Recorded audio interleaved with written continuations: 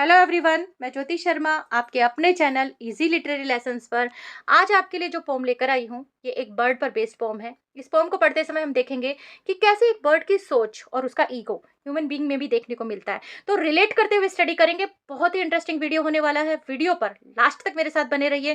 Channel पर अगर नए आए हैं तो चैनल को सब्सक्राइब जरूर कर लीजिए, क्योंकि हर एक वीडियो के अंदर आपको कॉम्पिटिटिव एग्जाम्स की तैयारी भी साथ के साथ करवाई जाएगी, इंपॉर्टेंट क्वेश्चंस को हाईलाइट करते हुए। चलिए टाइम वेस्ट नहीं करते और वीडियो स्टार्ट करते हैं। तो हमारी जो पोम है ये लिखी है टेड ह्यूज ने। सबसे पहले टेड ह्यूज के बारे में ही जानेंगे, साथ के साथ आप नोट करते जाना क्योंकि क्वेश्चन साथ के साथ डिस्कस करते जाएंगे। सबसे पहले हम टेड ह्यूज के बारे में जानेंगे। टेड ह्यूज जो है इनका फुल नेम है एडवर्ड जेम्स ह्यूज। तो पहला क्वेश्चन ही यहाँ पे उठ गया कि टेड ह्यूज का फुल नेम क्या है। उसके बाद में नेक्स्ट हम बात करते हैं इनकी एजुकेशन की। एजुकेशन इनकी पेम्ब्रोक कॉलेज कैम्ब्रिज से कंप्लीट हुई है। ये एक इंग्लिश पोइट हैं, क्रिटिक हैं, ट्रांसलेटर हैं, साथ ही साथ चिल्ड्रंस पोइट और एनिमल और बर्ड से रिलेटेड पोइट्री भी लिखने में बेस्ट पोइट माने जाते हैं। अब 1984 में इनको पोइट ल्यूरेट की उपाधि मिली थी। इंपॉर्टेंट क्वेश्चन है कि पोइट ल्यूरेट टेड ह्यूज कब बने? 1984 में। अब बात करते हैं कि इनकी मैरिज किससे हुई? सिल्विया प्लेथ नाम की एक पोइटेस से हुई। बहुत इंपॉर्टेंट क्वेश्चन बनता है क्योंकि सिल्विया प्लेथ भी अपने आप में एक बहुत ही जाना माना नाम है इंग्लिश लिटरेचर के अंदर। अब इनकी डेथ की बात करते हैं तो इनकी डेथ 1998 लंदन में, इंग्लैंड में हुई थी। ये भी रिमार्केबल डेट है, तो आप इसे भी नोट कर सकते हैं। चलिए टेड ह्यूज के बारे में थोड़ा सी जानकारी हमने इकट्ठी कर ली। 4-5 क्वेश्चन हमने देख लिए। अब हम देख लेते हैं हमारी आज की पोम। तो हमारी पोम का जो मेन टाइटल है वो है हाक रूस्टिंग। सबसे पहले इसी को डिस्कस कर लेते हैं। हाक का मतलब होता है बाज, एक पक्षी है। रोस्टिंग क्या है? Roosting means when birds settle down to rest और sleep usually on a perch. Means जब कोई बर्ड है वो एक रेस्ट की पोजीशन में आ जाता है, रेस्ट करने के लिए रुक जाता है, बैठ जाता है, ठहर जाता है, तो उसे रोस्टिंग बोलते हैं। तो ये है हाक रोस्टिंग, यानी बाज जो है वो क्या है? आराम की स्थिति में है, आराम कर रहा है। तो इसको अब हम पहले देख लेते हैं कि इसकी क्वालिटी क्या है, इस पोम की क्या क्वालिटी है, ये पोम किस फॉर्म में है, किस टोन में है, कैसा ये लिखा हुआ है वो देख लेते हैं। क्योंकि हर एक लाइन के अंदर क्वेश्चन को फ्रेम किया है, आंसर आपको मिलेगा हर एक लाइन के अंदर, और वही आपको अच्छे से अच्छे मार्क्स दिलाने में हेल्प करेगा। एक एक लाइन बहुत इंपॉर्टेंट है। देखिए सबसे पहले हम फॉर्म बता रहे हैं इसकी। फॉर्म आपसे पूछी जा सकती है कि हाक रोस्टिंग जो है वो किस फॉर्म में लिखी है? ये ड्रामेटिक मोनोलॉग में लिखी है। और ड्रामेटिक मोनोलॉग क्या होता है ये भी हम डिटेल से डिस्कस करेंगे नेक्स्ट वीडियो में। लेकिन मोनोलॉग में आपको थोड़ा सा बता देती हूँ कि क्या होता है। मोनोलॉग होता है एक ही व्यक्ति जब बोलता रहता है, मीन्स एक ही व्यक्ति का पूरा स्पीच चलता है, यहाँ सेकंड स्पीकर कोई नहीं होगा, सिंगल होगा, दैट इज कॉल्ड मोनोलॉग। तो अब देखेंगे हम कि यहाँ स्पीकर है कौन आखिर। तो स्पीकर कौन है? स्पीकर यहाँ पे हॉक है। यहाँ प्रोनाउन आई यूज किया गया है। ड्रामेटिक मोनोलॉग है ना, प्रोनाउन आई यूज किया गया है। नोट कर लेना इस बात को। आई वर्ड से स्टार्ट होगी हमारी पोएम, यानी प्रोनाउन आई से स्टार्ट होगी। तो इसका मतलब क्या है? एक ड्रामेटिक मोनोलॉग है। यहाँ जो स्पीकर है वो कौन है? हॉक है। थीम की बात करते हैं हम, तो यहाँ थीम जो है ना, थीम नेचर से, वायलेंस से और पावर से रिलेट करता है, जो हमारी पोम का थीम है। इसके बाद है टोन। टोन अगर देखी जाए तो हॉक जो है बहुत ही कॉन्फिडेंस के साथ में, बहुत ही अथॉरिटेटिव टोन के साथ में यहाँ पे हमारे सामने आया है। कितना अथॉरिटेटिव है और कितना ज़्यादा कॉन्फिडेंट है, ये टोन हमें देखने को मिलेगी। फिर मैसेज आ जाता है पोम का।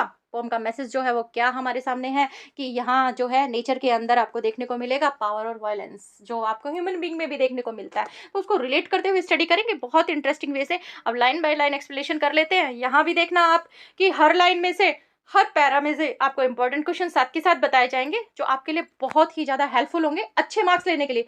एक चीज और है, ये खाली competitive examination point of view से ही इंपॉर्टेंट नहीं है। आप अगर एक स्टूडेंट है किसी भी क्लास के या यूनिवर्सिटीज के, अगर आप इस तरीके से लिख कर आते हैं ना, तो यकीन मानिए 100% आपके मार्क्स बाकी स्टूडेंट से अलग आने वाले हैं। बहुत ही अच्छे मार्क्स आप सिक्योर करने वाले हैं, क्योंकि ये जो बारीकियां है ना, ये हर बच्चा नहीं लिखता, ना हर टीचर बताता है। तो नोट कर लीजिए। चलिए आगे चलते हैं, हम लाइन बाय लाइन एक्सप्लेनेशन कर लेते हैं। देखो सबसे पहले जो वेरी फर्स्ट हमारा वर्ड है आई आ गया, जो मैंने आपको बताया ही था कि प्रोनाउन से शुरू है, आई से, यानी यहाँ मोनोलॉग चलेगा। पूरा पूरा का पूरा मोनोलॉग चलेगा। एक ही व्यक्ति यहाँ स्पीकर रहेगा, वो हमारा हॉक है। अब हॉक ही यहाँ पे हमसे बात कर रहा है। क्या कह रहा है? I sit in the top of the wood. Would क्या है?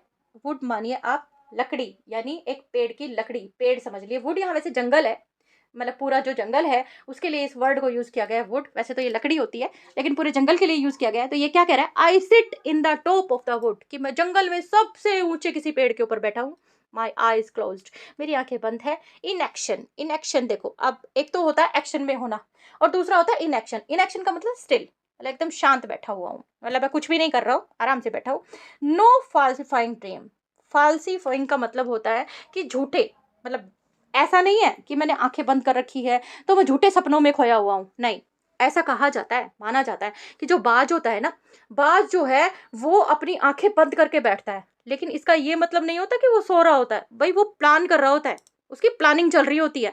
क्योंकि इसको ना, हॉक को बहुत ही क्लेवर, बहुत ही वायलेंट बर्ड माना जाता है। इतना ज्यादा तेज और चालाक होता है ये कि ये अपने जो उसका जो प्रिय होता है ना, प्रे, PREY मीन्स जो उसका शिकार बनने वाला होता है, PREY, जो इसका शिकार बनने वाला होता है, उसको ये कब देख लेता है खुद शिकार को भी पता नहीं चलता। मतलब उसके ऊपर इसकी आंखें है ना, बंद आंखें भी है ना, जो वो भी ध्यान केंद्रित कर लेती हैं। तो ये क्या कह रहा है, ये कह रहा है कि इन एक्शन नो फाल्सिफाइंग ड्रीम, कि मैं एकदम शांत बैठा हूं लेकिन झूठे सपनों में खोया हुआ नहीं हूं। Between my hooked head, hooked head, अब देखो हुक्ड हेड से क्या पता चल रहा है कि देखो इसका जो सर आपको दिख रहा है, ये ऐसे दिख रहा है ना, गोल ऐसे हो रहा है, ये जो है ना, ये बीक है इसकी, चोंच है इसकी। अब ये यूं गोल घूमी हुई है तो घुमावदार इसका सिर हो गया, यानी इसकी चोंच और जो सर है ना ऐसे घुमावदार है, किसी भी शिकार को इसके अंदर फंसा लेता है आराम से, हुक्ड है। और साथ के साथ हुक्ड फीट है, ये देखो देखने को मिल रहे होंगे, ये रे हुक्ड इसके फीट है, इसके जो पैर के पंजे हैं ये भी हुक शेप में है।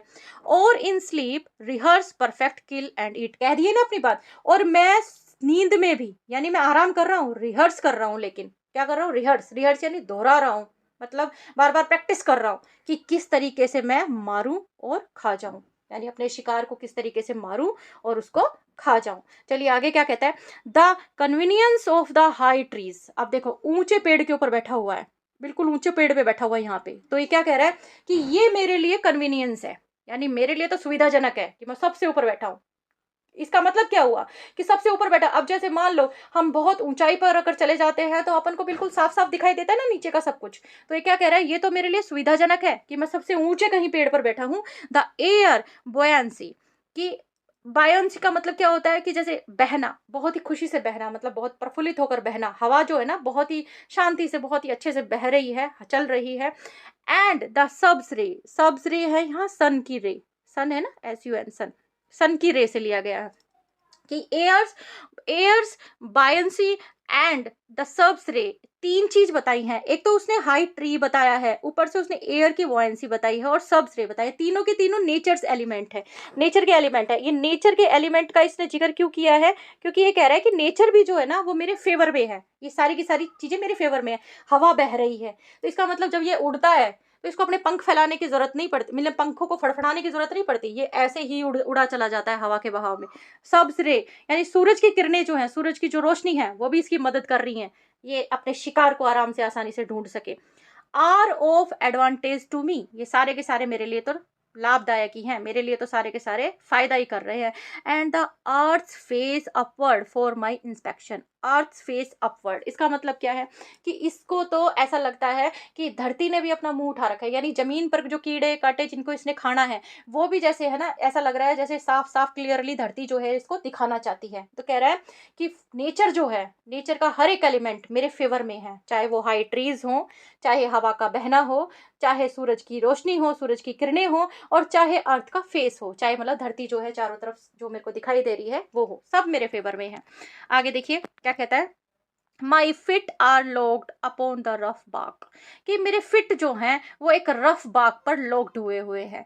जैसे देखो ये आप पेड़ की रफ बाक, बाक मतलब वो जो उसके ऊपर छाल होती है ना उसको बोलते हैं बाक।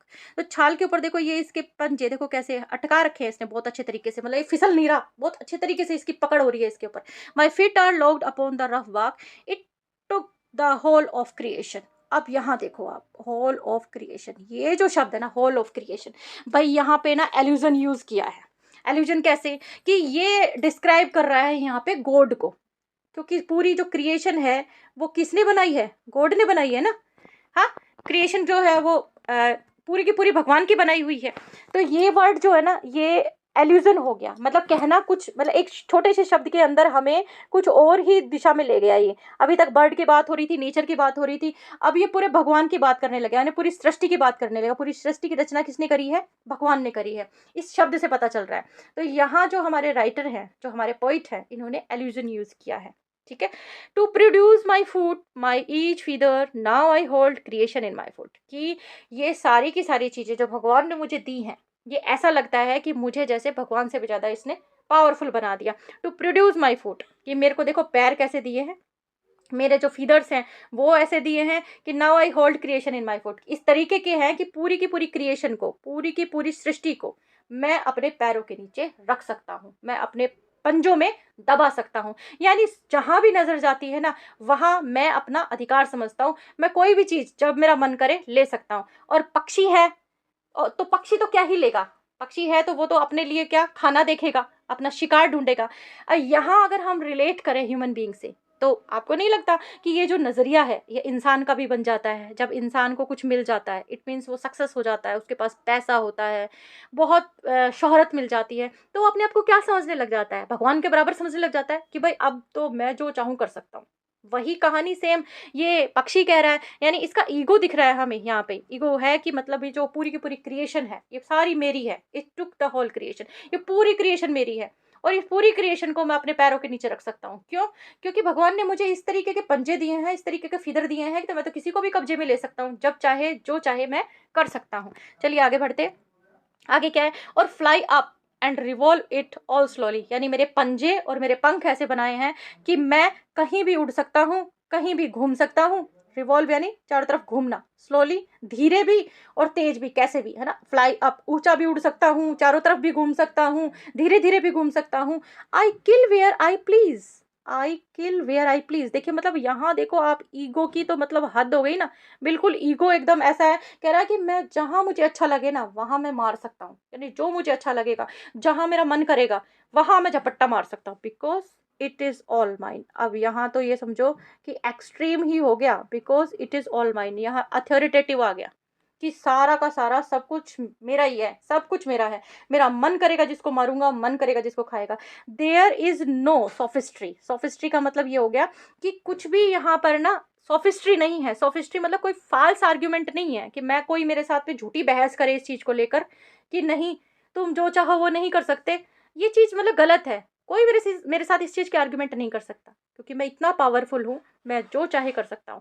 मैं जहां झपट्टा मारूं वो चीज उठा के ला सकता हूँ, जिस जानवर को, जिस कीट को, जिसको भी खाना चाहूँ मैं खा सकता हूँ। मतलब मेरे साथ इस चीज का कोई आर्ग्यूमेंट नहीं कर सकता कि भाई तू उस वाले जीव को उठाकर नहीं खा सकता, मैं खा सकता हूँ। In my body my manners are tearing off head, कि मेरा शरीर जो है और मेरे जो मैनर्स है, मेरे जो तौर तरीके हैं वो कैसे हैं कि मैं तो टीयरिंग ऑफ हेड्स, यानी सिर को फाड़ देता हूँ। मतलब इतना ज़्यादा, मतलब इसका जो कहते हैं, इसका शिकार करने की जो इसकी क्षमता है ना, वो इतनी तगड़ी है, इतनी तेज है कि ये सीधा खोपड़ी को वो एकदम चीर देता है, किसी भी जीव जानवर को जिसको भी इसको खाना होता है एकदम से शार्प अटैक करता है और उसके सिर के चिथड़े कर देता है, एकदम से उसको फाड़ देता है।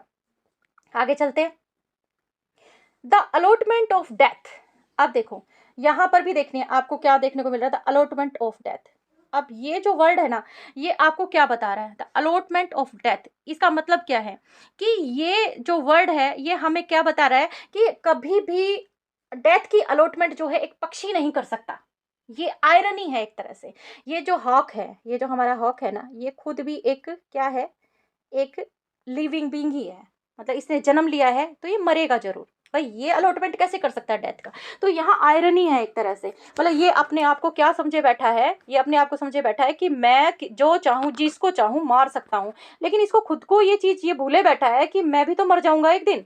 यहाँ आयरनी यूज हुई है कि hawk will also die one day, so it is nature ना who has the power to allot death, not the hawk. भाई नेचर जरूर है, प्रकृति जो है ना वो करती है ये काम, क्या डेथ का, कि मारना है, किसे जन्म देना है, ये प्रकृति का नियम है, ये हॉक नहीं कर सकता। ये हॉक क्या कह रहा है? The allotment of death for the one path of my flight is direct, कि मैं जिसे चाहूँ उसे मार दूं, यानी ये काम मुझे भगवान ने मुझे दे रखा है कि मेरे जिस मन में आए मैं जिसको मार दूं, ये काम मेरे को दे रखा है, इस चीज़ का परमिशन है ना मुझे मिली हुई है कि मैं किसी को भी कभी भी मार सकता हूँ, क्योंकि मेरी जो फ्लाइट है ना वो बिल्कुल डायरेक्ट है, यानी मुझे जिसको मारना होता है मैं सीधा स्टिप उसके ऊपर वार करता हूँ। Throw the bones of the living, no arguments asserts my right. आप देखिए, अब ये क्या कह रहा है यहाँ पर है ना, वर्ड कर रहा है, ये कह रहा है कि बर्ड जो है ना फ्लाइंग करता है डायरेक्ट थ्रो बोन, बोन में। यहाँ एक तरह से क्या किया इन्होंने कि एक सुपर नेचुरल पावर दिखा दी, इसके अंदर मेटाफर यूज कर लिया है ना, कि बोन में, throw the bone of the living. यहाँ एक मिनट, इसको इरेज करके हम अब बताते हैं आपको क्या है कि throw the bones of the living, no argument asserts my right. कि सीधा बोन के अंदर, कोई जीवित जीवित है उसके अंदर सीधा मैं प्रहार कर रहा हूँ और सीधा उसकी हड्डियों तक घुस गया, तो ये मेटाफर हो गया ना एक तरह से। क्यों? क्योंकि ये तो एक सुपर नेचुरल पावर हो गई, सुपर नेचुरल पावर हो गई भाई। इतनी ज्यादा ताकत तो किसी भी पक्षी में नहीं। ठीक है, वो अटैक करेगा, मान लिया ऊपर से खाल के ऊपर मारेगा, हो सकता है मांस तक उसकी चोट चली जाए, पर हड्डियों तक चली गई, एक तरह से मेटाफर ही हो गया। तो यहाँ मेटाफर यूज हुआ है ना, बर्ड की जो पावर है वो सुपर नेचुरल पावर दिखा दी यहाँ पे।